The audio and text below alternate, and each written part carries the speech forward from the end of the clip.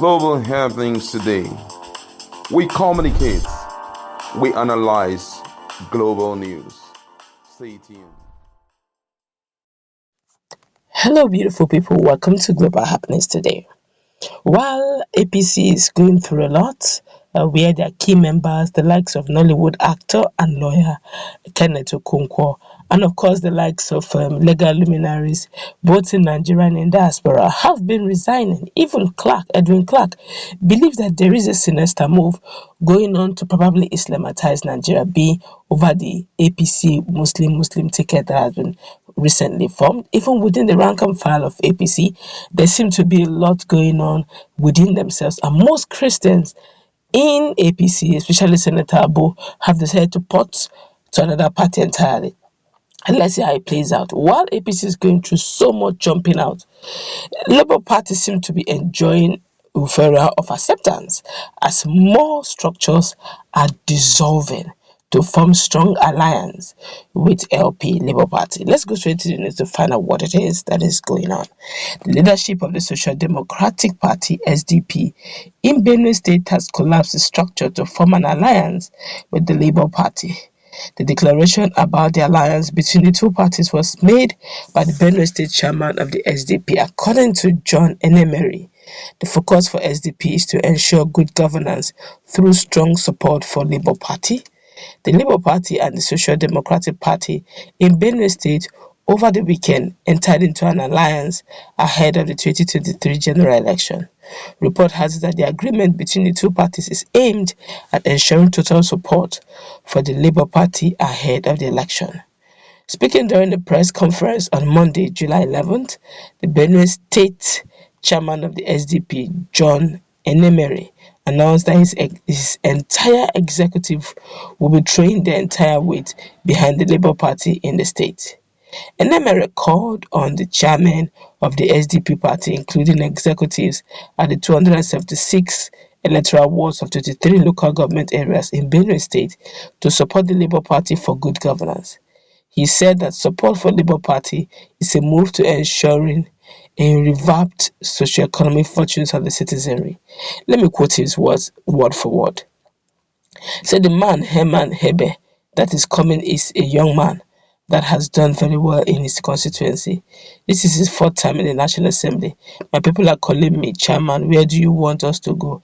And I said, look, wait, I met with him and we spoke. So my people, we are going to work with him. He added that the crisis rocking the party at the national level has caused destabilization among party members in all states of the federation. He further stated that crisis within SDP has created factions and that members cannot continue to suffer for them at the national office, particularly Benue SDP, as they did between 2018 and 2019. Let me quote his words.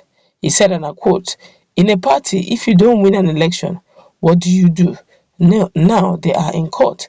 Let them continue. Benue is not a revenue-yielding state for them.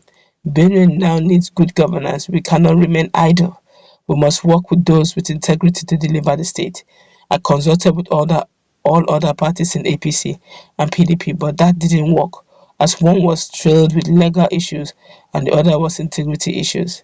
Since we did not have a governorship candidate, we have decided to give our full support and ensure LP Labour Party wins in Benue State and salvage the state from the infrastructural deficit and failed promises." This is strong.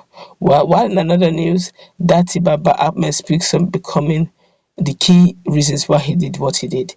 But the running mate to Peter Obi, the Labour Party presidential candidate, made his first reactions, and he said he wants for better governance. All right, a lot of Nigerians have been reacting to this, while a lot of people are beginning to look at the tickets being propagated by Tinubu, Bola Ahmed Tinubu, as a Muslim ticket, a single faith ticket in a polarized state like Nigeria. They believe that there is a sinister move. In fact, Edwin Clark, the Otagerian, believes that there's more to it that meets the eyes, and Nigerians should not look at this with simple eyes that is just competence. A lot of them are wondering, does it mean that we don't have Christian competent leaders in the northern part of Nigeria that they can so easily pick, even within the rank and file of PDP? A lot of Christians, a lot of clergymen actually have been reacting to this. They said it's a case of the Christians within the arms and file, rank and file of APC as weaklings, as they have looked at them as not as gullible and not strong enough, saying that you cannot pick a Christian uh, flag bearer or running mate is a slap to the community of Nigerians as a whole, who believes that equity and fairness should be the order of the day, being a pluralized nation like Nigeria. A whole lot of people are of the opinion that if this is not stopped, then we have a situation in our hand. Now, Shetima have been trending for a while. Some persons are saying that is a Boko Haram apologist. I don't know about that. Okay, but then has been trending for the wrong reasons. And that Shetima happened to be the running mate of Peter Obi. Running mate of Bola Ahmed Tinubu. Now, which gives Nigerians, if you want to go by structure and those who have been, which leaves the likes of Atiku only. Like Reno said, this is a home run.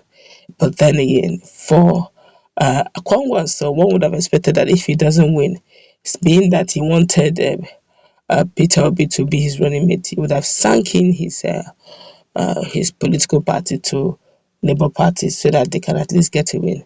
Rather, he chose to sink his Labour Party, his NMPP party, in case he doesn't get to win. He's going to throw all his support to Bola Ahmed Tinubu. So it's as if it's a case of the elite versus the poor masses. It's as if why should the masses, the illiterate, should be given power again? But right, when it comes to the issue of democracy, the illiterate should have the power, should have a say.